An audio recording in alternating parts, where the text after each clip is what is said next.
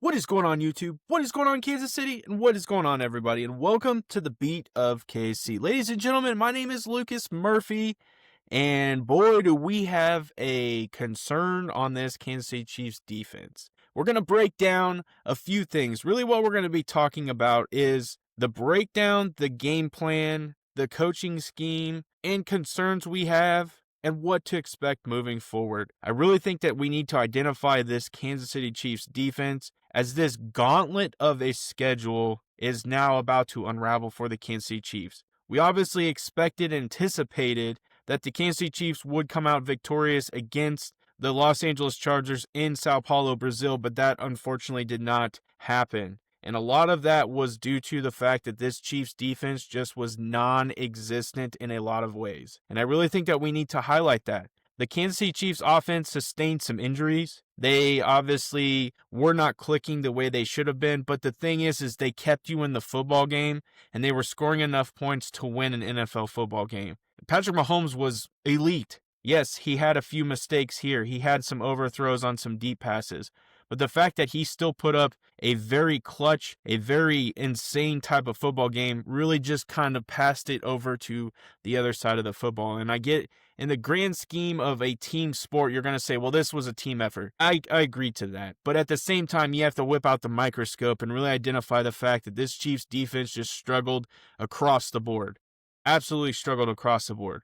They failed to contain Justin Herbert, who threw for 318 yards and 3 touchdowns. The weakness in the secondary was exacerbated by offseason departures. I really think, too, the fact that you're paying positions, and you have to pay guys. Don't get me wrong, you have to pay guys that are talented.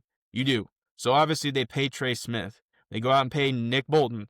They go out and pay other players. You have to pay to keep players around. But at the exact same time, when you're playing top market for a lot of these guys, you're going to struggle to pay in other positions. And one of the positions that I think we are absolutely just lacking any type of ability is the defensive front. I kind of am changing my mindset on this defensive front. You go out and pay George Karlaftis. We've talked about this in videos. If you're going to pay George Karlaftis needs to start performing and start to get to the quarterback. It's unacceptable the fact that he's getting paid the type of money he gets, and all he applies is pressure. You have to sack the quarterback. You have to prevent him from throwing the football. It's insane to me, to the fact that Justin Herbert had so much time at times in the backfield that the guy could have taken a nap. He could have sat down in a lazy boy and read a magazine or went through Twitter and did what he needed to do and still had time to dump the pass off. I think that's what's really frustrating to me and a lot of people who cover the Kansas City Chiefs,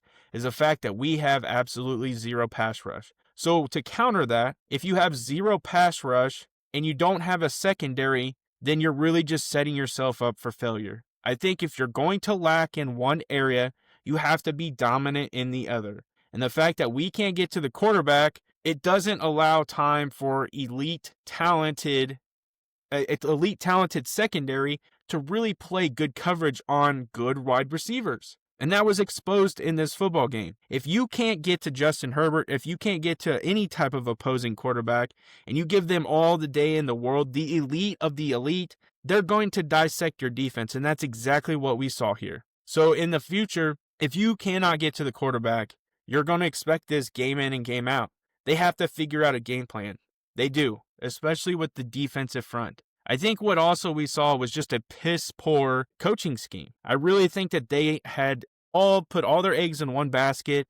They really anticipated this Harbaugh offense to run the football, and Harbaugh's like, hey, you know what? We're going to flip the script on them. Let's go ahead and throw the football. Let's sling it with Herbert. Let's see what they can do to really limit what they can do on this offensive side of the football. And it just exposed them.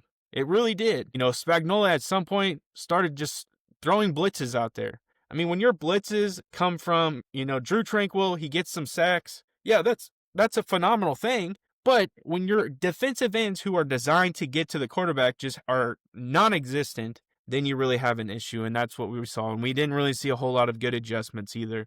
They started flat. The Chargers took an early lead. It built confidence for them. The defensive adjustments were really just either delayed or ineffective. It really let the Chargers kind of sustain drives when they needed to. I think really the critical moment was on the final drive. It was a pivotal 3rd and 14, and we have come across this so much with this Chiefs defense. It seems like when it's 3rd and long or it's 4th and 5, it's like this defense just has no ability to stop in those situations. And really what we saw is Justin Herbert broke contain and scrambled for 19 yards. It sealed the Chargers' win. And I really think we saw it on the sideline when Drew Tranquill and Chris Jones were kind of bantering, yelling at each other. The play occurred when Chris Jones failed to contain the edge. And you see that because on the overhead view, Chris Jones broke to the inside. There was zero coverage out there or contain out on the outside because that's what Chris Jones's role was. He broke to the inside. The block contained him to the inside, allowing Justin Herbert to peel out and actually run for the first down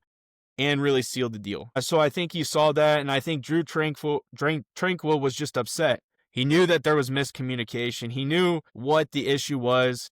And for those guys to be able to call each other out, I think that really is a positive thing as well. I think if you're able to hold each other accountable, Chris Jones is the best of the best, ladies and gentlemen, but at the same time, he needs to be held accountable, just like the last defender on the team.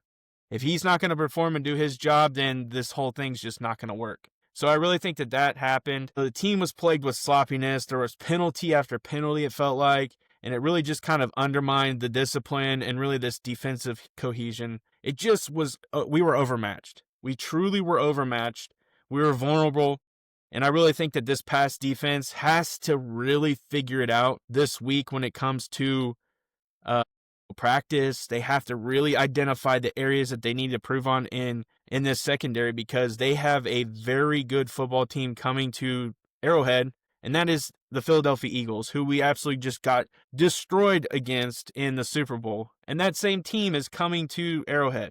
And so I really think that needs to kind of be taken into consideration. One of the positives, though, I do want to talk about is the fact that we did hold Omarion Hampton to under 50 yards. And I think that really is a significant thing, especially when you have a Philadelphia's offense coming in here and we know that they have a dual threat quarterback in Jalen Hurts. We know that they have one of the more premier running backs in Saquon Barkley. We know they have a very good, talented wide receiver room with A.J. Brown and Devonta Smith. But the thing is we know that they're very dynamic in that run game. And so if we're able to contain and really focus on that run game, again, then you're forcing Jalen Hurts to throw the football. And again, you have to get pressure. And I think it's going to come down to that, and we're going to have this conversation multiple times throughout the year. I just believe that's going to happen. And so that is going to be something to focus on. Now, again, I just want to kind of highlight some of the positives. I do. I think it's just important to always make sure that you understand there were positives in this game from this defense. The run defense did hold up. They did. They held the Chargers to 3.6 yards per carry. I think that shows that you have some resilience. So that was kind of a concern. I think that's a real reason why they went out and got Derek Nottie, although, again, that's not going to get to the quarterback, but that is his intention, is to stop the run. And so I think he was effective in that aspect, and I really think the Chiefs' defense as a whole were effective in that aspect. Now, I think the thing that we're seeing is some lack of depth and really the decline and fall off of the depth, but I do think the experience and talent is going to allow that to kind of surpass. There are a lot of talented football players on this defensive side, and I do think that there's a lot of players that will be able to kind of learn from what their mistakes were, and they'll make corrections, especially with a good defensive coordinator in Steve Spagnuolo. So I think that is definitely going to be something we will see heading into this Eagles game. I appreciate you guys checking out this video. Let me know what your guys' concerns are with this defense. Let me know what you truly believe this defense will improve, what the areas are. Where do you think we need to improve the most? Is it the secondary or is it the defensive front? Let me know down in the comments section. Appreciate you guys. Smash that like button, smash that subscribe button, and I end every exact same video the same way. Have a good day.